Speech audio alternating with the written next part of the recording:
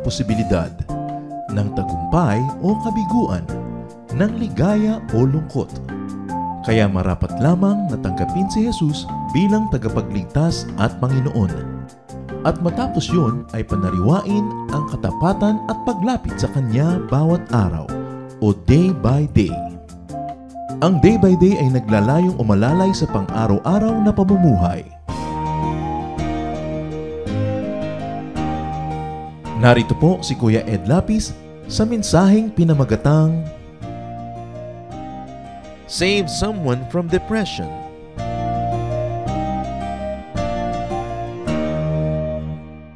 One of the causes of many people being destroyed by the devil is depression.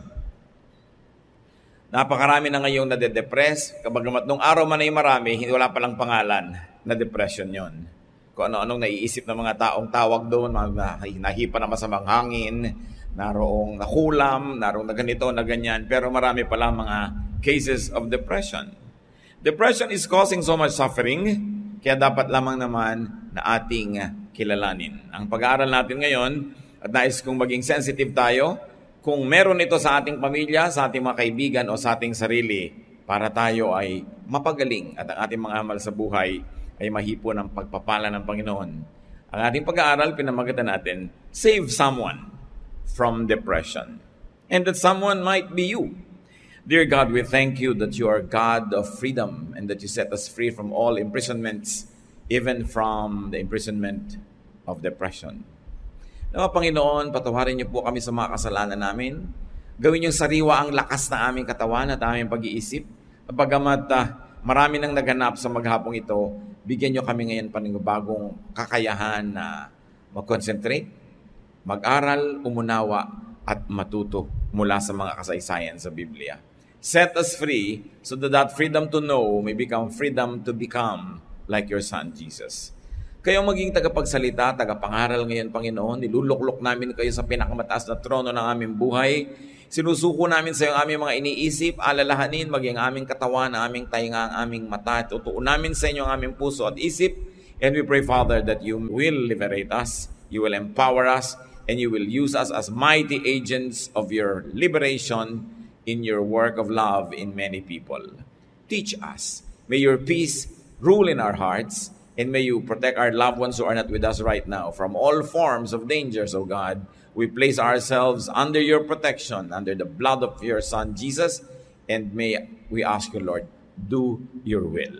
Let your glory shine in our lives and cast out all the darknesses that are trying to manipulate us. Father, we seek you. We thank you. In the name of your Son, Jesus, our Lord, our Savior and friend.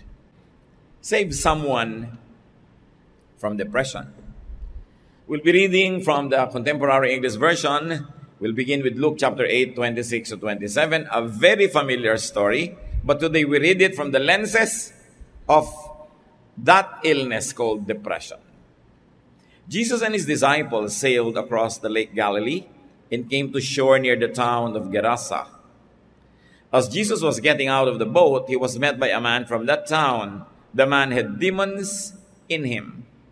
So ang Panginoon ay tumawid ng lake para lamang puntahan ng isang tao na inaalihan ng maraming masasamang espiritong nakatira sa kanyang katawan. The demons entered his body and cohabited with his soul, with his spirit. Ang puso ng tao iisa lang, kasya lang doon ang Diyos at siya, dapat yun ay tama na. Pero ngayon may nakikisingit, may informal settler, no? Dito sa katawan ng taong ito, at ito ay mga masasamang espiritu, not one but many. And this spirit would strive to dominate his, meaning the person's spirit. At bibigyan siya ng isang tinatawag nating split personality. Now, no ang Panginoon ay dumaong doon sa pampang, kusang lumapit ang lalaking ito sa Panginoon. He went towards Jesus to meet him. So, a certain part of him, his real self, you might want to think, wanted Jesus and wanted deliverance. Tandaan nyo, may nag-aagawan sa kanya sa loob niya. Ngayon, may nakapanaig nung sandaling yon, yung taong totoo, hindi yung nakikita ng masamang espiritu, dahil lumapit sa Panginoon. Luke 8:27, he had gone naked for a long time and no longer lived in a house, but in the graveyard. So itong taong ito, na inalihan ng masasamang espiritu, na binabasa natin ngayon as depression, you can read it many ways. Matagal na pala itong palakad-lakad doon na hubot-hubad. No?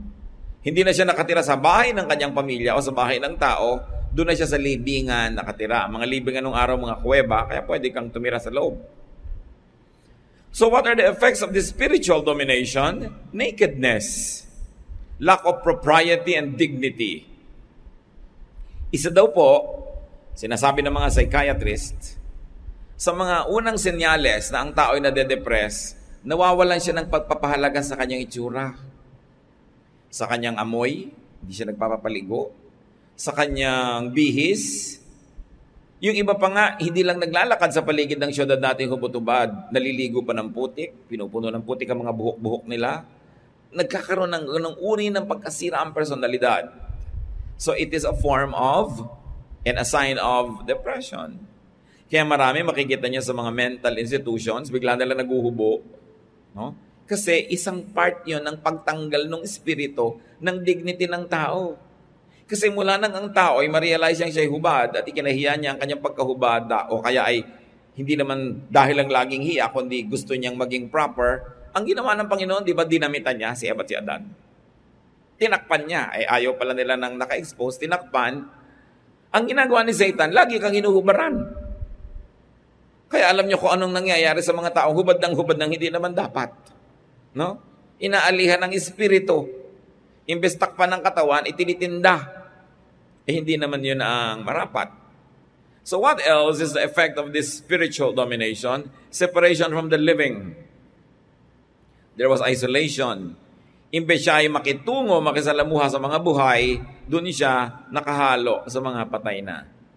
Another sign of depression, yung mga taong ayaw nang pumunta sa mga okasyon, ayaw nang umattend ng mga social gathering, ayaw nang makipagkapwa, ayaw nang makipagmabutihan.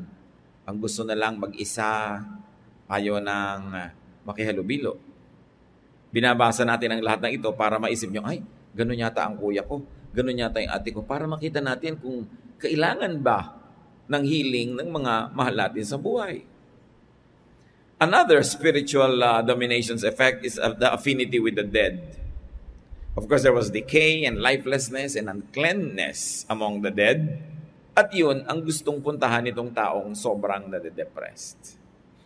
Luke 8:28-29. The man saw Jesus and screamed.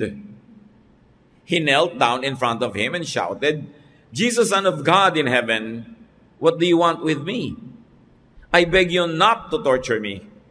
He said this because Jesus had already told the evil spirit to go out of him. The man had often been attacked by the demon.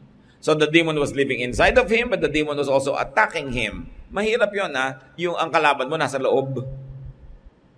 Hati ang loob. Yung tao, hindi lang siya. Meron pang nakikialam at sumisingit na nagpapanggap na siya rin yun. Kaya yung tao, hindi maintindihan kung ano nga ba gusto niya, hati ang kanyang kalooban. Kaya ang gusto ng Panginoon, buo, hindi hati. So there were mixed reactions that you can see from the body of that same man. There was eagerness for deliverance, and if you want to say, salvation. This is the man himself. But there was also fear. These are the demons who fear Jesus. Sabi niya, bakit po kayo nandito na? Parurusahan niyo na ba kami? Hindi pa naman dapat. Wala pa sa schedule yata. Did you come to torture us before the time? Other versions say that.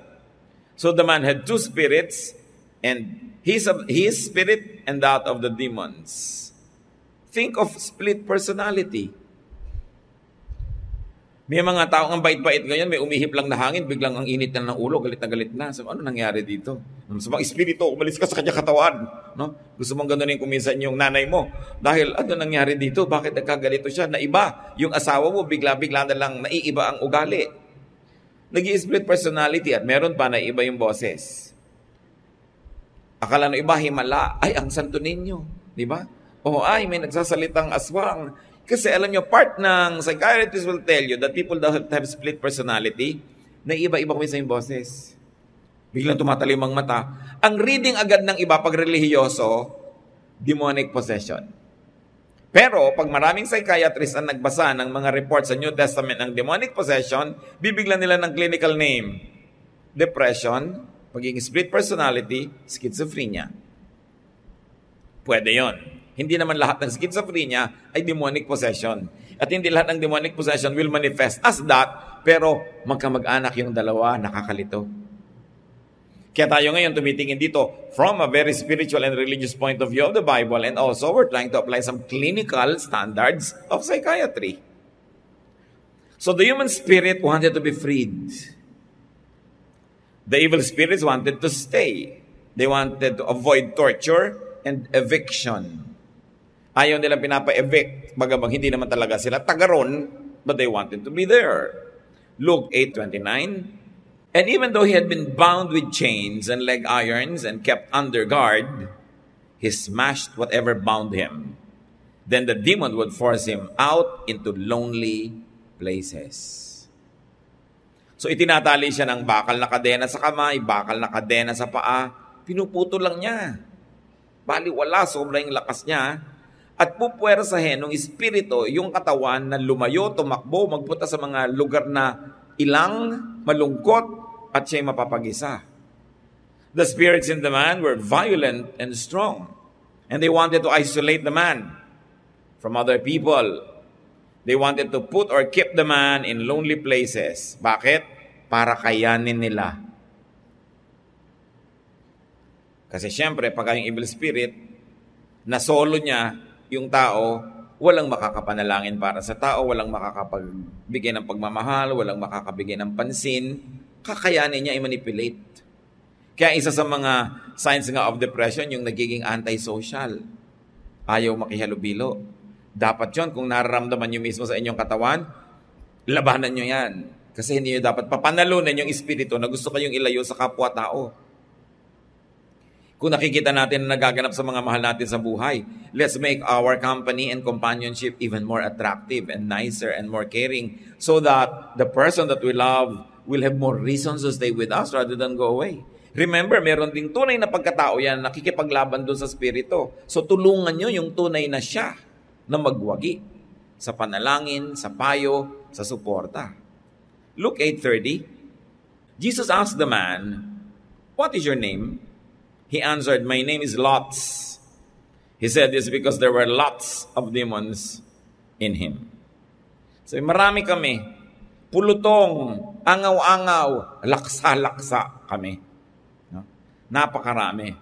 Luke 8:31, they begged Jesus not to send them to the deep pit where they would be punished. So alam naman nilang ending nila.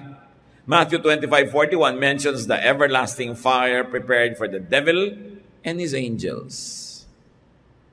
So sabi, huwag mo naman kami pupuntahin doon. Gusto pa namin sa dakong ito.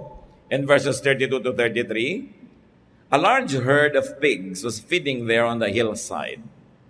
So the demons begged Jesus to let them go into the pigs. And Jesus let them go.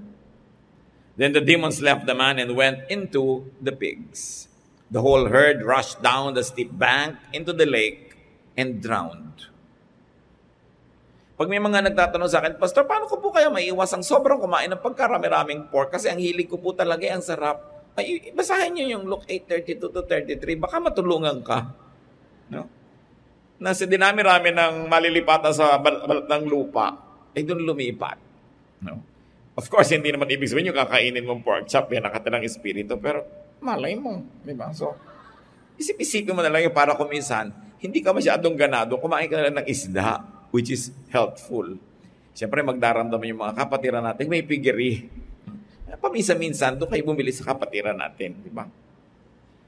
So, the choice for uncleanness was the pigs. The spirits were very violent. They made their hosts self-destructive. Ganun na lang ang pagmamahal ng mga espiritu na yun sa lugar na yon o pagkamuhi. Ayaw nilang umalis. Gusto nila patuloy sila manggulo doon. Kaya nung papaalis sila sa tao at hindi nila matatanggihan, siyempre ang Panginoon, nakiusap, palipatin sa mga baboy. Oras namang nilipatan nila yung mga baboy, agad-agad yung mga baboy nawala ng bait. Nawala rin sa sarili, nag-split personality rin sila, pero dahil sila ay mas mababa ang antas ng espiritu or wala sila siguro ang espiritu, sabi nga ni Solomon, sino ba makakapagsabi ng ganyan mga bagay? Pero ang point is this, hindi nila nakaya. Nagtalo na sila sa bangin, nagpatihulog, at pagkatapos, nalunod sila doon sa dagat. The spirits made their host self-destructive. Now, some victims cut themselves up, kasi itong ating binabasa ang lalaking ito sa ibang version, nilinaw na pinaglalalaslas niya ang kanyang mga bisig at mga laman ng matatalim na bato. Some killed themselves. Maraming suicide are caused by depression. No? And some are driven or overpowered to kill themselves. Kaya yung mga tunay na mga depressed, yung genuine cases, tahimik yan nagpaplano na magpapakamatay siya at para walang makaabala. Kaya maraming nananakot, pag iniwan mo ako, magpapakamatay ako. Madalas gimmick lang yun. No? Dahil kung talagang balak niya magpakamatay, ba't sasabihin sa'yo, ang tunay na magpapakamatay, ayaw niya mapigil. So alam mo yung nag-iinerte para mapigil mo, sasabihin niya. Pero hindi lahat, baka din serious, so suriin nyo. No? Pero madalas, arte lang yan. No? Napakarami ng ganun. Pero bangilan-ngilan, may serious din. So, napakasama ng bunga ng presensya ng mga espiritong ito sa tao.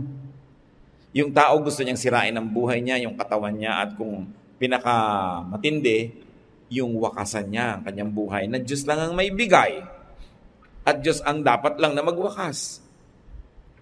Kaya sabi ng Panginoong Yesus sa John 10:10, a thief comes only to rob, kill, and destroy. May mga taong ganyan. Susuriin ninyo ang mga kaibigan nyo, ang may impluwensya sa inyo. There are people talaga, padala lang ng impyerno to rob, to kill, and to destroy you. Dapat tinita mo, anong effect sa akin ng taong ito? Anong nagiging bunga sa akin ng payo niya? Pagkasama ko siya, anong nagagawa ko? Dapat sinusuri nyo yun dahil baka padala yan ng impyerno.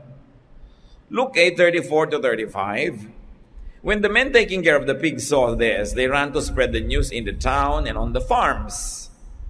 The people went out to see what had happened, and when they came to Jesus, they also found the man. The demons had gone out of him, and he was sitting there at the feet of Jesus. He had clothes on and was in his right mind.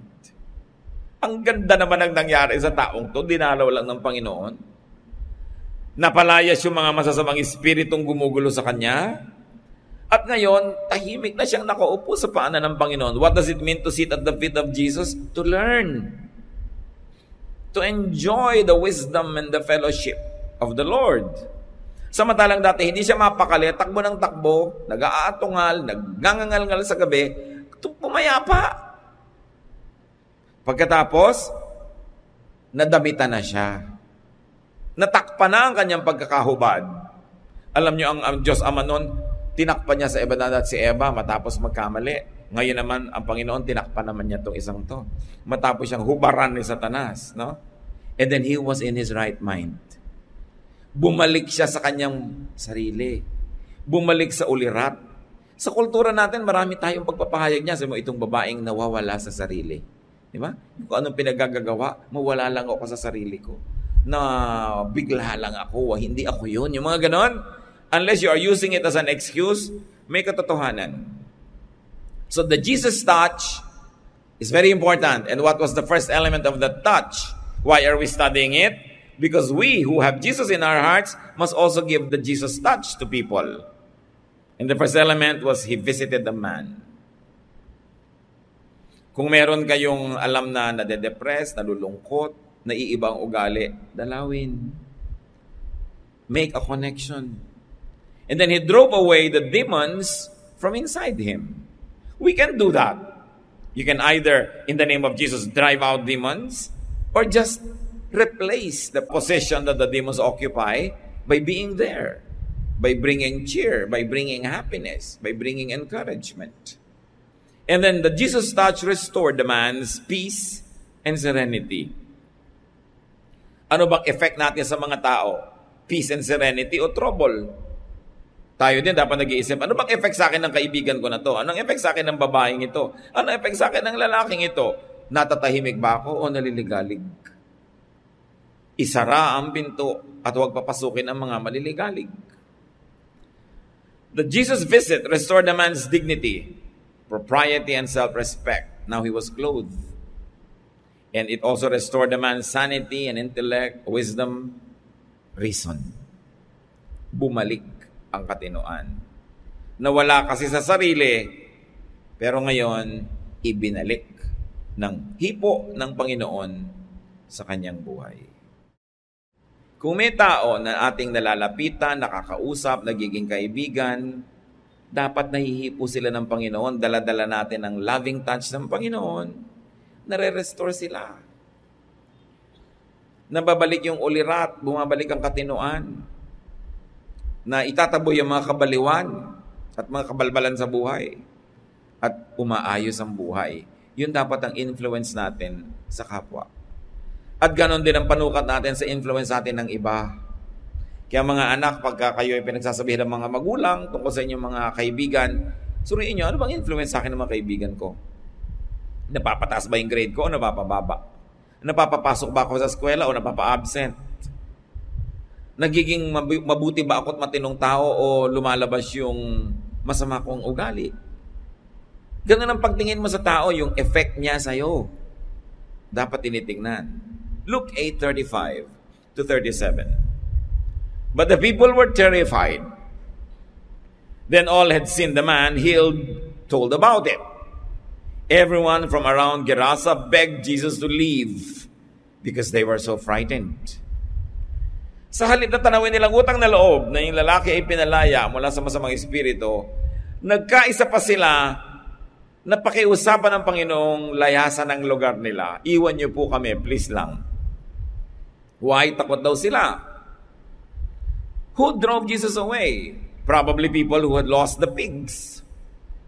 Yung mga may-ari at marami pa mga babuyan doon, baka mamaya, ganun din ang maganap. Alam niyo yung mga tao may alagang baboy, ayaw niya sa Panginoon. Ano man yung baboy na yun, ha? Hindi na yung literal na hayop, kundi ano man kababuyan ang pinagkagagawa ng mga tao, ayaw nila nasasalin si Lord sa buhay nila.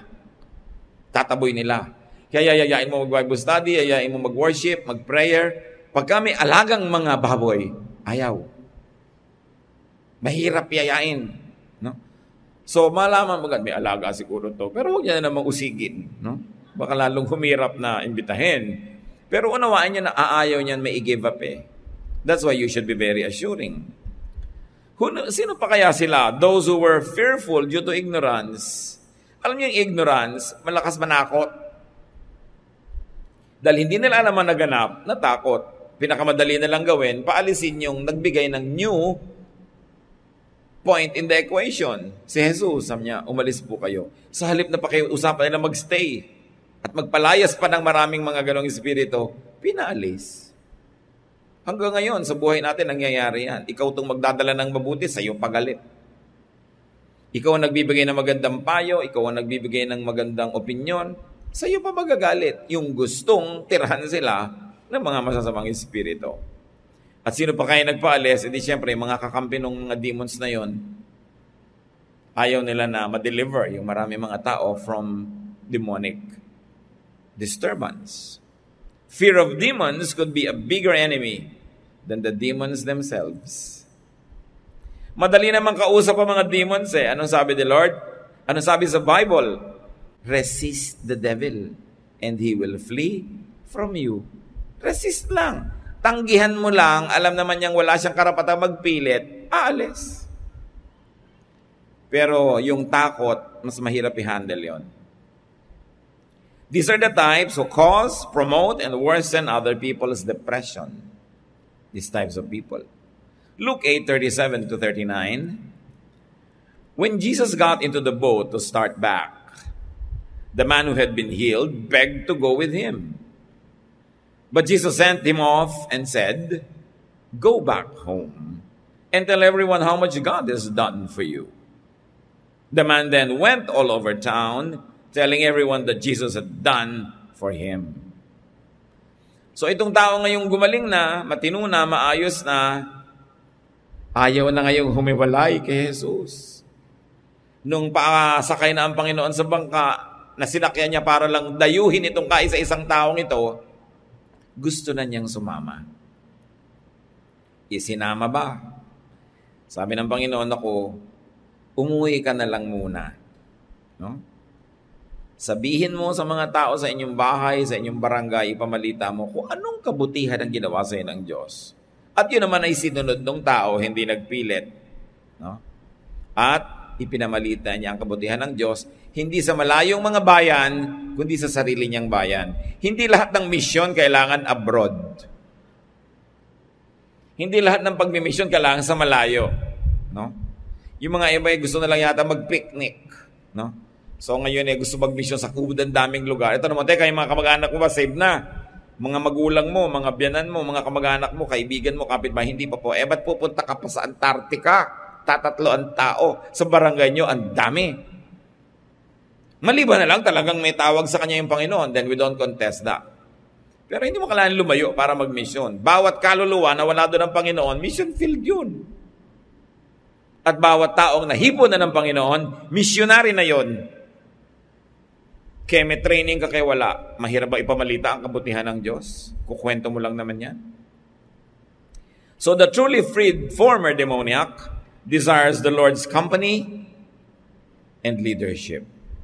Ang mga tunay na tumanggap sa Panginoon, ang mga tunay na napalaya sa dating buhay, yung mga nakaranas ng kabaitan, kabutihan, kapayapaan na ibinibigay ng Panginoon, laging gusto sumama sa Panginoon.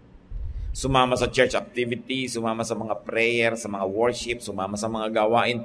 Kasi the church is the body of the Lord. Saan mo pahahanapin yun? Yun yung pinakamalinaw na pwede mong pagsalihan at pag-ubusan ng lakas mo. Sumusunod ka, gusto mo nandun. Every willing heart finds a reason to be in church. Every unwilling heart finds every excuse not to be there. Kaya nagkakakilanlan na yung mga mahilig talaga kung medyo masungit ang panahon, medyo may konting hirap pupunta. Doon mo na malalaman kung sino talaga yung determined. Dahil pag determined ka, malayo may malapit din. Sabi nga, pilit ko ring mararating. Huwag lamang masabi mong di kita ginigiliw. Sabi ng kanta. So kung sasabihin mo sa Panginoon, magsaserve ka lang ba? Pupunta ka lang ba? Kung madali, kung mahirap, hindi na. So nakikita natin. Now, Jesus wants him to do something more personal and more urgent. Bakit naman sumasama na nga kay Lord, di pa niya sinama? Kasi ang tagal ng absent yung tao sa sarili niyang pamilya, nakatira kasama ng mga bangkay kung saan-saan nagpupunta. The Lord wanted him to be restored to his family and friends. He had been isolated for so long. Kaya yung mga nagsasabing, ako, natanggap ko na ang Panginoon, na born again ako, na bago na ako, renewed Christian na ako. Have you been restored to your family? Baka naman hanggang ngayon, di pa kinakausap yung biyanan mo. Hindi ba? Iniistan mo pa rin yung kapitbahay nyo, pero na-restore ka na kay Lord. Ang susunod na kasunod, be restored with people around you. Yun ang hinahanap ng Panginoon. Huwag kang sumama sa akin kung saan-saan. Umuwi ka sa inyo, makipag-ayos ka, makipagkasundo ka, renew your relationship. Dahil yun ang mission field mo. Hindi ka dapat nagme-maintain ng mga hindi pakikipag-usap, alitan, galit. Samantalang nasa Panginoon ka na. Dapat ma-reconnect ka sa mga taong malapit sa iyo dahil magiging mission field mo sila. Dapat mo rin silang madala sa Panginoon. At para rin sa sarili mong kabutihan, di ba mainam naman yung pakiramdam na maganda yung samahan nyo kaysa hindi maganda? Tell people about God's saving and restoring work. Yan ang ginagawa ng mga nakakakilala sa Panginoon. So that more demoniacs could be freed. So sino tayo? One former demoniac who is now free in the Lord, trying to minister to somebody who is still not free. Ganun lang yun. One forgiven sinner leading another sinner to be forgiven para pare-parehong forgiven. Yun ang importansya ng ating pag-aakay sa kapwa patungo sa Panginoon. So the former demoniac becomes God's ambassador. Kita nyo talagang iba yung hinihipon ng Panginoon, nabaligtad. Siya ngayon ang spokesman ng Panginoon, samantalang dati, magbuka lang siya ng bibig, takbuhan na yung mga tao sa takot. Ngayon, blessing ang lalabas sa kanyang bibig. At sabi nga naman, the best way to beat an enemy is to turn him into a friend. So siguro, dating enemy of God's work itong taong ito, now, he is a worker in the Lord's mission. Ang ganda ng transformation. Now, let's read demonic domination here as depression. It is a suggested reading. Kasi talagang marami silang similarities. Though not all depressions may be caused by spirits, but depressions caused by spirits will show these signs. Why are we studying this? Because there could be a victim of demonic domination and depression in our own family, among your friends, in us. Baka mamaya hindi naman dapat iba pag-usapan, tayo pala. Kaya pala tayo dinala ng Panginoon ngayon dito para maisip natin, depressed kaya yung hipag ko? Depressed kaya yung kaibigan ko? Kasi kung minsan nagugulat na lang tayo, may biglang nagpakamatay na lang.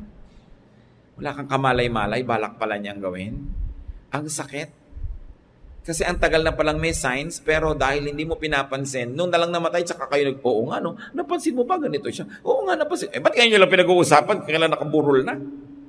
Kasi hindi nga nauna yung pagiging sensitive. Kaya kailangan mauna yon. Aanhin pa daw ang damo kung patay na ang kabayo. Kaya kailangan maintindihan natin. Dumarami po ngayon ng mga nade-depress sa Pilipinas. Dumarami ang nai-imbalance ang spirito. Marahil dala ng sobrang lungkot. Kasi 10 million Filipinas are OFWs. Can you imagine naman yung social cost? Yung mga pangungulila, pagkainip, misang pangamba. Yung mahal mo sa buhay, ang layo, tapos ang selos ka, ang hirap naman yata nung ang layo-layo, parang wala kang kakontrol-kontrol sa sitwasyon. Nagkakaroon ng mga depression ng mga tao. Ang dami-dami nating mga manggagawa ngayon, siyempre dahil kailangan magtrabaho, nagtatrabaho ng panggabi ng mga shift, naiiba ang mga sleeping habits, nadi-imbalance yung katawan. Ano magiging bunga niyan sa ugali? Ano magiging bunga? Kaya marami nagiging irritable, no? Nagiging mga unreasonable kung minsan yung mga init ng mga ulo nila. Kasi imbalance yung katawan. Nilikha tayo na may katawan, may espiritu, may kaluluwa. Dapat lahat siya ay naalagaan. Pero dahil nga sa economic needs, maraming stress on our bodies which will of course affect our emotion and will affect our spirit. Kaya dapat mas sensitive tayo.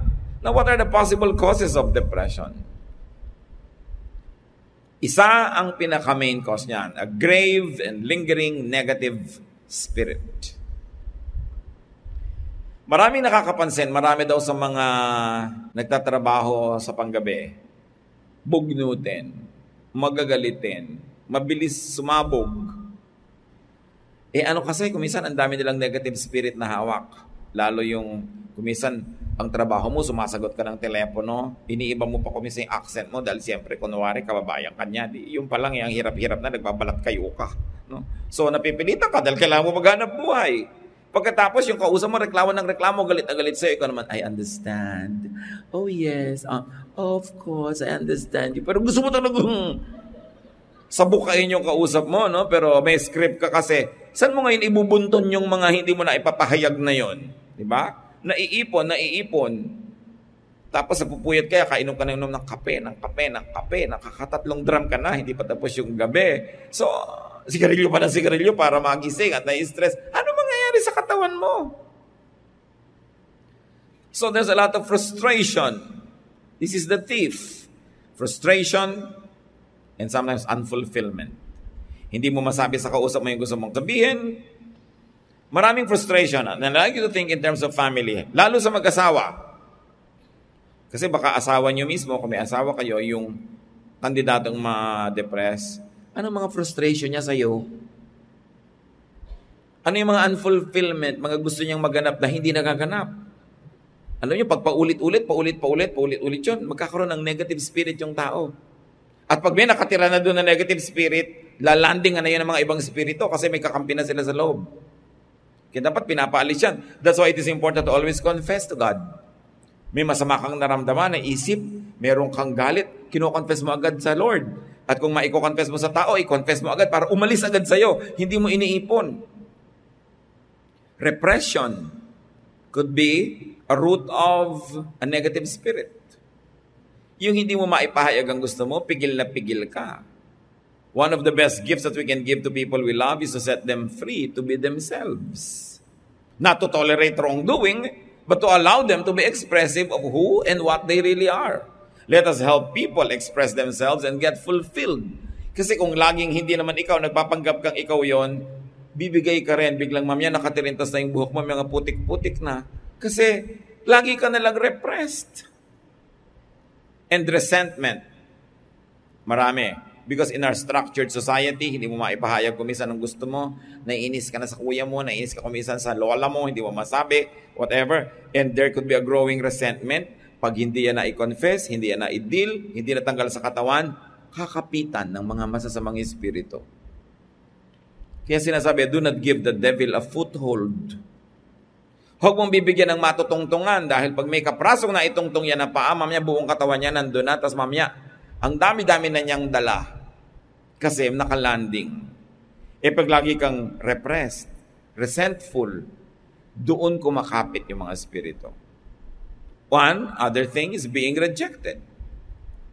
When you're always being rejected, syempre, nakakaroon ka ng resentment. You get repressed. And then you get unfulfilled. Another landing point of this negative spirit is sadness and loneliness. That's why I am concerned about the social cost of exporting too many people for too long. Kasi siyempre ang tao, pagka nakalampas sa, ano nga yung ating threshold? Sa aerobic threshold, magkakaroon siya ng second wind. Galing niyo ah. Pag ang tagal mo na namimiss yung asawa mo, sa katagalan, lumampas ka na sa aerobic threshold, mamaya hindi mo na-miss, second wind ka na. Iba na ang miss mo. Si kumpare na. Di ba? Delikado yan.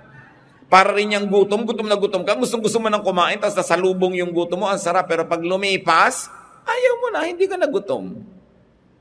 Ano mangyayari pag sobra tayong nasanay na wala yung mga mahal natin sa buhay? Delikado rin yun. Kaya dapat ang tao, pag sasabihin, Pastor, kailan po ba ako uuwi? At tagal ko na nag-abroad. Pag hindi mo na namimiss yung asawa mo, umuwi ka na. Sasabihin naman ng misis, kailan ko po ba pipigilin ng mag-abroad ang mister ko? Pag hindi ka na umiiyak sa airport, pag aalis siya, sobra ka ng sanay. Dapat hindi na siya umalis dahil baka wala na siyang balikan. Kaya nga napakalaking pananagutan sa ating pamahalaan, sa ating lipunan, sa mga pinuno, paunlarin ang bayan natin so we don't always have to export people because the social cost is too much. And once your emotions are always affected, your spirit will be affected. Kaya iba ang lakas nung merong Panginoon sa buhay nila, may Bible study, may fellowship, may mga kapatiran in a positive way. Ang laki ng support system mo. Ang laking blessing yun. Alam niyo, as your pastor, ang tuwang-tuwa ako pag nalalaman kong member kayo ng mga sambahay, member kayo ng ganitong ministry, member kayo ng ganong group, may support group kayo eh. Dahil alam ko, pagka may mga members tayong kasali doon, nagkasakit siya, may dadalaw, namatayan siya, mayroong makikiramay, yun ang important sa church. Hindi lang katuruan kasi pwede ka naman mag-self-study, pwede ka makinig sa radyo, sa TV, pero may ipapalit ka ba doon sa fellowship? Kaya dapat, yun ay nililikha at dinedevelop ng tao na masangkot siya sa mga fellowships. Now, another landing area of this negative spirit is isolation and disconnection.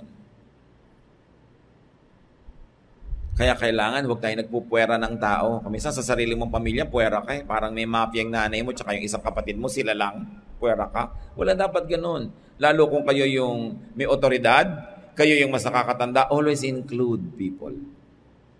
Masakit yung napupuwera. At pag lagi kang puwera, sa takot mo na lang na mapuwera uli, ikaw na magvo-volunteer, pumuwera sa sarili mo. Lagi ka na lang tuloy mag-iisa, ma-isolate ka, which is what Satan likes. Para kanya ma-manipulate, makaya, dahil wala kang support. Isa pa pong landing ng negative spirit that could turn into depression is envy and jealousy. Pag ang tao ay may inggitin, seloso, mapanibughuin, ang dali siyang i-manipulate ni Satan. At isa pa, anger and hatred. Pag nag-aral kayo ng mga taong gulo ng masamang espiritu o kaya ay na-depress, nagkaroon ng schizophrenia, Ito mga binanggit ko sa inyo, marami present sa buhay niya. Maraming galit, maraming sama ng loob, galit sa mundo. At saka may api mentality, yung api ako, kawawa ako, inaapi ako ng mundo, inaapi ako sa office, pati yung conductor sa bus, inaapi ako. Yung lahat ng buong planeta, nagkakasundong apihin siya. Siyempre, imagination lang niya yun, ano? Dahil ang tingin niya sa sarili niya, victim. Kung meron sa inyo mga kapatid, gano'n ang pagtingin niya sa sarili niyo, maghunos dili kayo, palayasin niyo sa buhay niyo yung victim mentality. Na, pero pang, yung nanay ko po natanggal sa trabaho kasi po pinagkakaisahan sa office nila. Anak, parang pang 5 beses ko nang narinig yan. Sa 5 opisina na pinasukan ng nanay mo sa loob ng 6 na buwan, lahat ng 5 opisinang yun, nagkasundo-sundong pagkakaisa-isahan siya at pahirapan siya. O baka ang nanay mo talaga ang humihingi ng ganung trato dahil sa kanyang ugali. Pag may umaapi sa inyong isa, siguro masama yun. Pag may umaapi sa inyong 2, masama sila. May umaaping 3, ang sama nilang 3. Pero pag 4, 5, 6, 7, mag-isip-isip na kayo't madalas kayo yon. Kayong dahilan. Pagka sinasabi niyong, nadukutan po ako. Pang-9 na beses ka lang nadukutan, ha? Siguro laging nakabuka ka ang mga wallet mo, kaya ka nadudukutan. Bakit ka lagi naagawan ng phone? Siguro kung kailan nandun ka sa siksikan at maraming pwede maagod, doon ka pa nag-text. Marami sa atin, tayo na magmamagnet ng problema sa buhay natin. Kaya suriin yung mga buhay niyo mga kapatid. Kung paulit-ulit, di ba? Lagi ikaw yung may nakakaaway, ikaw yung napapagalitan ng boss, ikaw yung natatanggal sa trabaho, huwag mo sabihin nakakainitan ka. Maybe you're too hot to handle. Alisin natin yung gano'ng mga resentment, mga anger. Kasi habang nasa atin yun, tuwang-tuwa si Satan, ang dami niyang kinakapitan. Alam niyo yung laro nung araw na baboy na papaliguan ng mantika tapos uhulihin mo siya? If you're old enough to have played those games. Di ba? O kaya yung buko, babalutin ng mantika tapos agawan kayo. Ang hirap ng agawan, di ba? Bakit? Wala ka mahawakan. Ang dulas eh. Subukan mo yung baboy na may damit, may mga ribbons, di ba? May mga bracelet, may mga kwintas, agawan. Di ba ang dali niyang hawakan? Kasi may nahawakan ka. Ngayon, ang hinahawakan ni Satan sa atin, para niya tayo ma-depress, para niya tayo ma-isolate. Yung mga yan. Anger, jealousy, envy, hatred. Pag meron ka niyan, ang dali mo niyang mahawakan ka ni Satan. Namamanipulate ka. Kaya magsuri-suri tayo mga kapatid. Now, what are some effects of depression? Hindi mo na alam kung ito effect o ito yung dahilan, kung ito ang bunga o ito yung sanhi. Isolation. Pinag-usapan na natin kanina yan. Lifelessness, yan ang isa sa mga effect. Self-destruction. Self-mutilation. Likas at tao na nilikha tayo ng Diyos na mamahalin natin yung katawan natin. Ayaw nating masaktan yan. Ngayon, kung ikaw na naghahanap ng sakit ng katawan, ikaw na ang humihipa, lagay ng mga sugat sa buhay mo, kung ano pinaglalagay mo sa katawan mo, mag-isip-isip ka, may nandadaya sa'yo. Because God has asked you to take care of your body. Your body is a temple of the Holy Spirit. So, may pandaraya nangyayari. Self-debasement. Kaya may mga tao walang galang sa sarili nila kung ipaghampasan nila yung katawan nila sa 4 na sulok ng Metro Manila. Kung gusto nila mang-attract, ang ginagawa nila halos maghubad. Hindi ka pa pwedeng ma-attract dahil ang galing mo mag-spell. Alam mo, attracted ako sa kanya, bakit ang galing mag-spell eh. Di ba? O dahil ang galing magluto, o wala ka na bang ibang pwedeng asset kung hindi yung ipaghampasan ng katawan mo sa balat ng lupa. Because you debase yourself. You make yourself cheap. Pero yan ay deception. Kasi sinasabi ni Satanas sa'yo, wala ka ibang asset kundi ang bewang mo. Di ba? Wala ka ibang asset kundi ang balakang mo. Wala kang ibang asset kundi ang buhok mo. It's a deception. Ang dami-daming asset ng tao. Pero yun na lamang na pagtutuunan ng pansin ng isang taong lumiliit ang pananaw. Isa pang effect, fear. Yung mga depressed people are afraid. No? And because they're always afraid, they lose their good reason. Kasi ang taong natatakot, nawawalan ng katwiran. So loss of reason is another symptom. What is a cure for depression? Kanina pa natin pinag-uusapan, the Jesus touch, the Jesus ministration. So visit. It's important to have visitation and connection and reconnection. Kung kayo yung nade-depress, walang dumadalaw sa inyo, kayo na yung dumalaw sa mga tao. Malay ba naman nila nade-depress kayo, hindi naman sila lagi nakatuon sa inyo at kayong pinapansin pirme. Pero pag napapansin mong, teka, depressed na yata ako, kayo nang gumawa ng paraan. Get out of your cave, leave the dead behind, reconnect with people who are alive. Conversation is one of them. Kaya nakita niyo sobrang mga nade-depress sa Amerika, sa mga developed economies, nagbabayad pa ng psychiatrist para lang makausap. They pay by minute or by the hour. Something that cannot happen in the Philippines. Dahil ayaw mo nang magsalita, pinipilit ka pa. Napaaminin ng mga kapitbahay mo na lahat ng bagay. Sa dami ng pwede makipag-usap, which is a blessing to us. Pero dapat naman lagyan natin ng saysay yung ating mga kwentuhan para may katuturan. Healing words. Ano ba yung mga healing words? I love you. I'm sorry. You are welcome. No? You're beautiful. You're good. Ang lakas magpagaling yan ng mga sugat ng puso. Kaya nga kuminsan, ang dami mo sama ng loob, nasabihan ka lang, halika, sama ka sa outing, galing ka na. Kasi it's a healing word. Ngayon mga kapatid, maging generous tayo sa pagbibigay ng healing words. Kaya mahirap na trabaho yung critic. Halimbawa, professional critic ka, ang daming tao, pinapersonal yung criticism mo, marami tuloy galit sa iyo. Mahirap na trabaho yun kasi hindi healing words yung binibigay mo.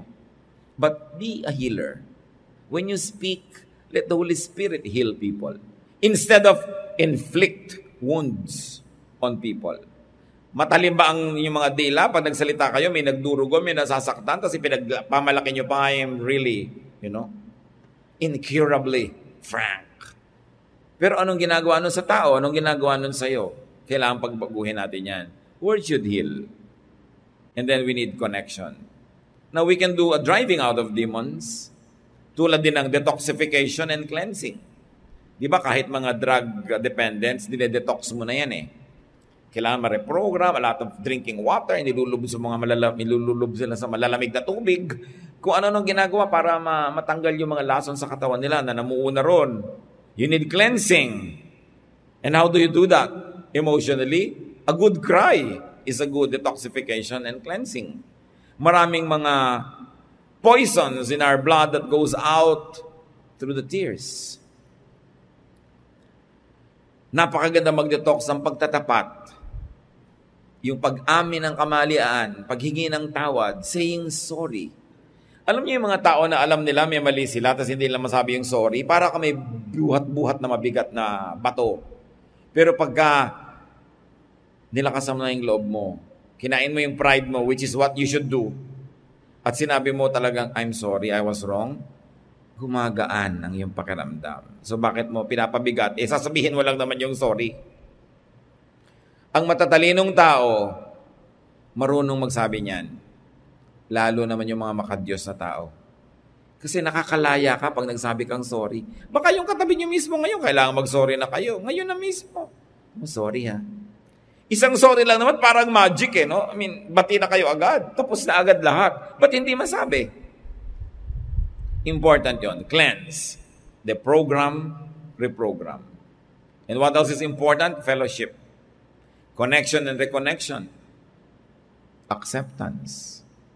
Kung meron kayo mahal sa buhay na merong ugali, may asal, may characteristic na hindi nyo matanggap, pero talagang yun na siya, tanggapin nyo. Yun ang pinakamaganda nyong gift.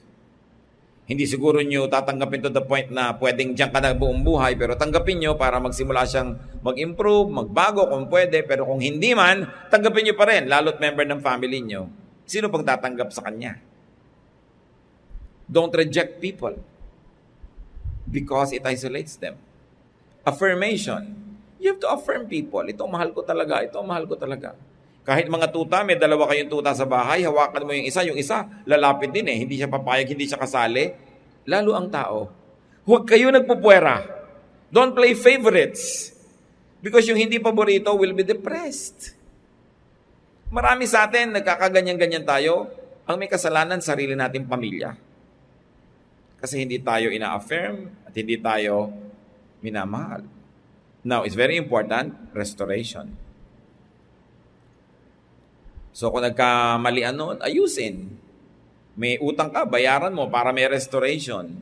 May sinabi kang masakit, palitan mo ng I'm sorry, I was wrong. Mare-restore yun.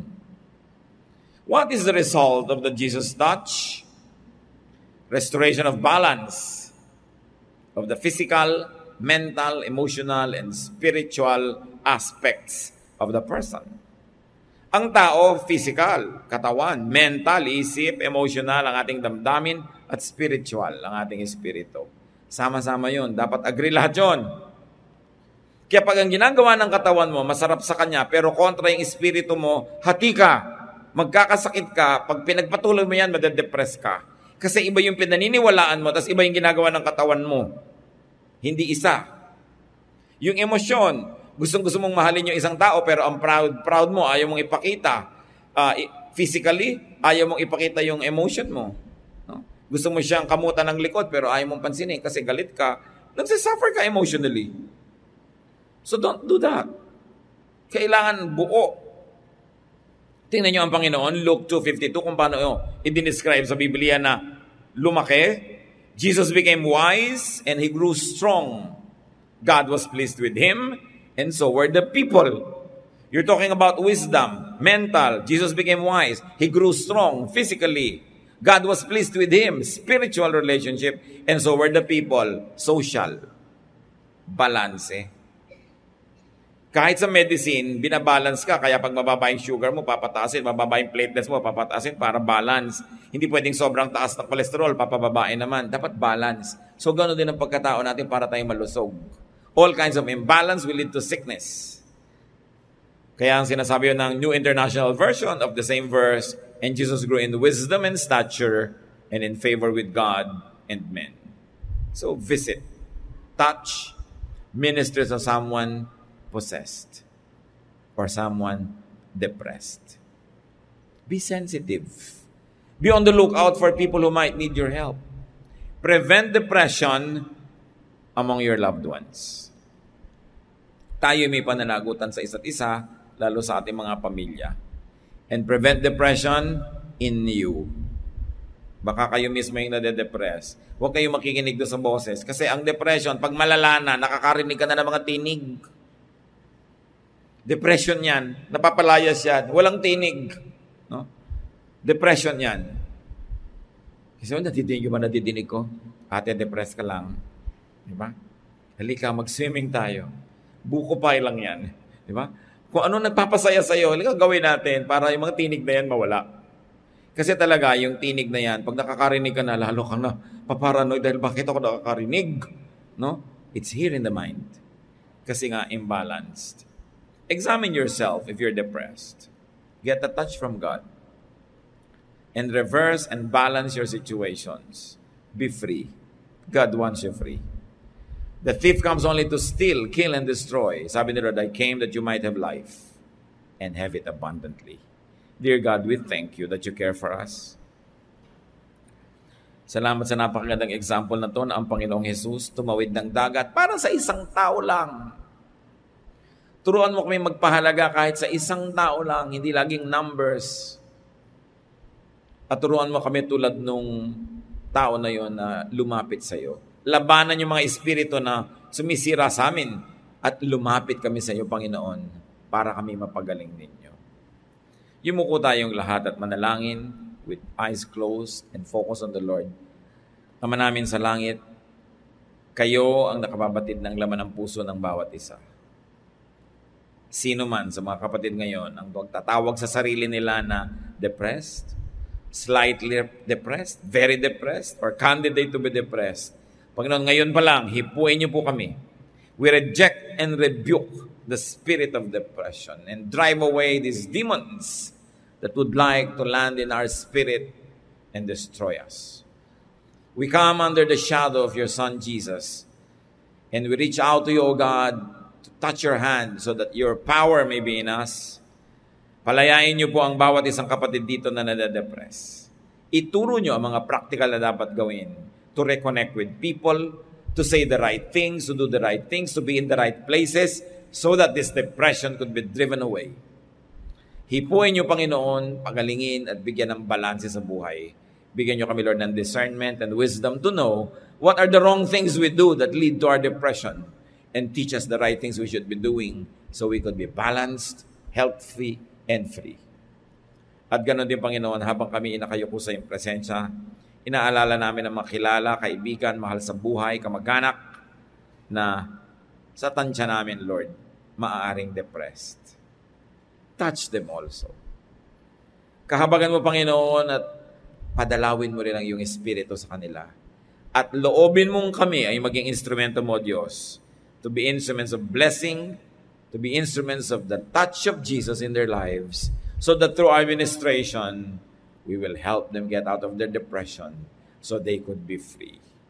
Magbulay-bulay tayo, mga kapatid, sa ilan pa mga personal application ng napakahalagang mensaheng ito, at nawa sa ating pag-unawa, we will be agents of blessings to heal ourselves and the people around us. Lord, kausapin niyo pa kami. Palinawin niyo pa sa amin ang mga dapat namin gawin after hearing these teachings from you.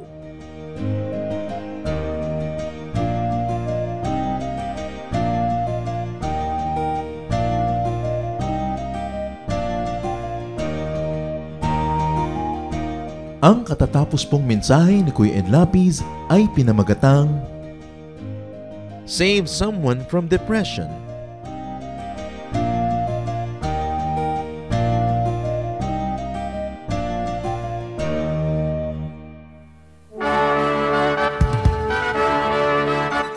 Halina't sama-samang sumamba at magdiwang sa Day by Day Jesus Celebration kasama si Kuya Ed Lapiz.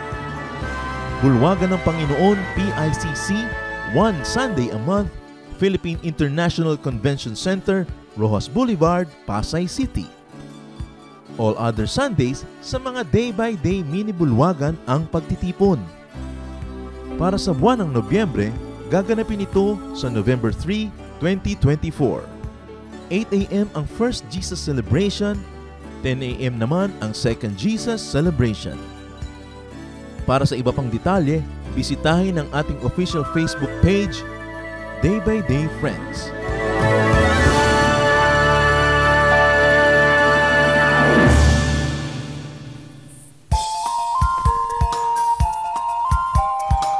Magandang araw. Ako po si Pastor June Benaflor ng Day by Day Jose Abad Santo.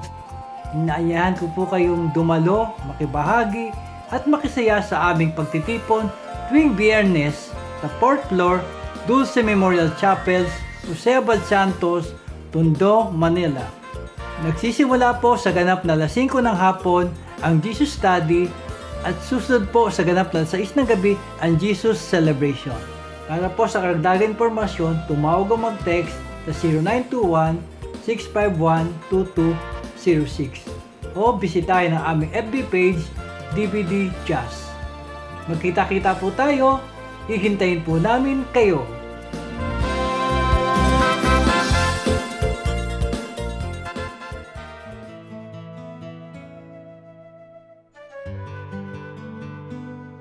Bakit ang Pilipino itinatago ang pagka-Pilipino pag nasa ibang bansa? Kadalasan yung puna na yan, nakikita ko totoo lang sa Amerika. Siguro may mga Pilipino sa Amerika na baka illegal yung status. Kung nakipagkwentuhan pa sa kapwa Pilipino, mabisto pa. O kaya maraming mga nangangailangan ng tulong, baka ayaw ng paabala. O kaya matataas siguro ang kalagayan nila sa Pilipinas, pero nung sila ay nagpunta doon ay nagkaroon sila ng mga blue-collar jobs at hindi nila ipinagmamalaki ito, kaya hindi nila ine-encourage sa magkaroon pa ng usapan, kwentuhan. Pero ang mga Pilipino sa ibang mga bansa outside of the US, kadalasan tuwang-tuwa na nakakakita ng kapwa Pilipino.